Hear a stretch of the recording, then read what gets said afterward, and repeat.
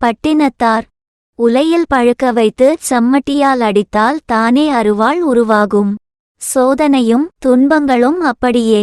அவர்கள் பணத்தாசையும் பெண்ணாசையும் பிடித்து அலைந்து தனக்குத்தானே குழிவெட்டிக் கொள்கிறார்கள். நீ வா, உனக்கு மட்டுமாவது உண்மை என்னவென்று புரிய வைக்கிறேன் என்று சொல்கின்றான் சிவன்.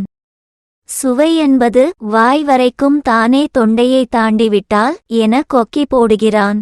இன்னாருக்கு இன்ன இடத்தில் பிறக்கப் போகிறோம் என்பது யாருக்காவது முன்கூட்டியே தெரியுமா என்ன? பணத்தின் மூலமாக உடலை விலை பேசலாம், மனதை அடிமையாக்க முடியுமா? உடலும் ஓரிரவு மட்டும் தானே உனக்கு வாடகை, அடுத்த வாடிக்கையாளர் கையில் பணத்தோடு காத்திருப்பான் அல்லவா? நல்லதை கடைவிரிப்பவர்கள் கொள்வாரில்லை என புலம்பத்தான் வேண்டியிருக்கிறது. காலப்போக்கில் பெண் போன் மண் திகட்ட ஆரம்பிக்கிறது. இதுநாள் வரை நீ சர்க்கரை பாகுவைத்தான் தேன் என்று நினைத்து கொண்டிருந்தாய். பேரானந்த கடலில் அலையில் மட்டுமே நீ கால் நனைத்தாய். மீனுக்கு தான் கடலில் இருக்கிறோம் என்ற தன்னுணர்வு வருமா?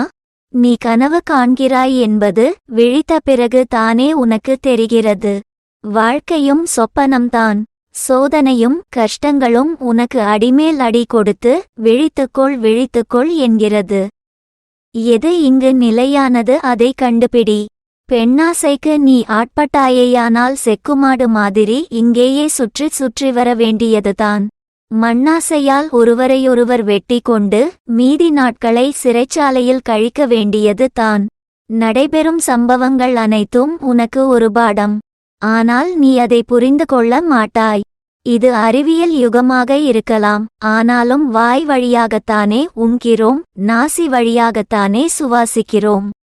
எப்படி நாணயத்துக்கு இருபக்கம் உள்ளதோ அதேபோல் வாழ்க்கைக்கு மறுபக்கம் உள்ளது. மரணம் அதை தெரியப்படுத்தும். அணை போட்டு தடுத்தாலும் நதி கடலை நாடத்தானே செய்கிறது. எத்தனையோ கோடி பேர்களில் ஒரு சிலர் தானே உலகத்தை துறக்கிறார்கள்.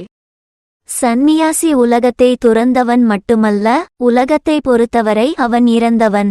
உன் நடைமுறை வாழ்க்கையை நேர்படுத்திக் கொள்ளாமல் கடவுள் அருவமா உருவமா என்று வாதிடுவதில் என்ன பயன்? எத்தனை பிறவிகளாக வணங்குவதையே தொழிலாக கொண்டிருப்பாய். அவனை நோக்கி ஒரு அடி எடுத்து வைக்க வேண்டாமா? இந்து மதத்தில் இத்தனை தெய்வங்கள் எதற்கு என்கிறாய்? தாயானவள் குடும்பத்திலுள்ளவர்கள் விருப்பத்திற்கு ஏற்றபடி விதவிதமாக சமைக்க வேண்டியுள்ளதே. முருகப்பத்தியில் ஆட்பட்டு போனால் கந்தா என்றவுடன் கண்களில் கண்ணீர் வர வேண்டாமா? வாழ்வை ஒழுங்காக வாழ்ந்திருந்தால் மரணத்தைக் கண்டு ஏன் அச்சப்பட வேண்டும்? அம்மா என்ற சொல் உன் அம்மாவை மட்டுமா குறிக்கிறது? கடவுள் மனிதனாக இறங்குவதைப் போல மனிதன் கடவுளாக ஏற்றம் பெறும் வரை இந்த சொக்கட்டான் விளையாட்டு தொடர்ந்து கொண்டுதான் இருக்கும். காவிரிப்பூம்பட்டினத்தில் திருவெண்காடர் பெரும் செல்வந்தர். ஆள்வதற்கு ராஜ்யமிருந்தும் ஒரு வாரிசில்லையே என்ற ஏக்கம் அவருக்கிருந்தது. திருவிடைமருதூர் ஈசனிடம் வரமருள வேண்டிக் கொண்டார். நடப்பது எது குறித்து என்று மனிதனால் உணர்ந்து கொள்ள முடியுமா என்ன? அன்றிரவு திருவிடைமருதூரில் வசிக்கும் இருக்கின்ற செல்வத்தையெல்லாம் சிவகாரியங்களில் இழந்த ஆதிசைவர் கனவில் தோன்றி, நான் தீர்த்தங்கரை வில்வ மரத்தடியில் ஒரு ஆண் குழந்தையாக தவழ்கிறேன், என்னை திருவெண்காடர் தேடி வருவார், அவரிடம் ஒப்படைத்துவிட்டு எனது எடைக்கு எடை தங்கம் தருவார், பெற்றுக்கொள், உன் பீடை ஒழியும் என்றார். அதே நேரம் திருவெண்காடர் கனவில் தோன்றி ஆதிசைவர் குழந்தை தருவார், பெற்றுக்கொண்டு எடைக்கு எடை தங்கம் கொடுத்துவிடுமாறு கூறியிருந்தார். திருவெண்காடர் குழந்தையை பெற்றுக்கொண்டார். அவர் உள்ளம் குளிர்ந்தது. சிவனருட்செல்வனாதலால் மருதவாணன் என அவனுக்கு பெயரிட்டார். சிவகலை அம்மாள் குழந்தையின் கால் மண்ணில் பாவாமல் சீராட்டி வளர்த்தாள். காலம் மிகவும் புதிரானது. எப்போது காலை வாரிவிட்டு சிரிக்கும் என தெரியாது. மருதவாணன் வாலிப பருவத்தை எட்டினான். தந்தையின் முதுமை காரணமாக அவருக்கு ஓய்வளித்துவிட்டு மரக்கலத்தில் வாணிபத்திற்கு தானே புறப்பட்டு சென்றான். திருவெண்காடரும் சிவகலையும் வாழ்த்தி வழியனுப்பி வைத்தனர்.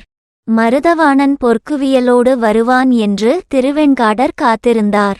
எவ்வளவு செல்வந்தராக இருந்தும் திருவெண்காடருக்கு பணப்பித்து இருந்தது. அன்று காலை மருதவாணன் திரும்பிவிட்டதாகவும் மரக்கலம் முழுவதும் எருமூட்டைகளும் தவிட்டு மூட்டைகளும் இருப்பதாகவும் வேலையாட்கள் வந்து திருவெண்காடரின் தகவலை தெரிவித்துவிட்டு சென்றனர்.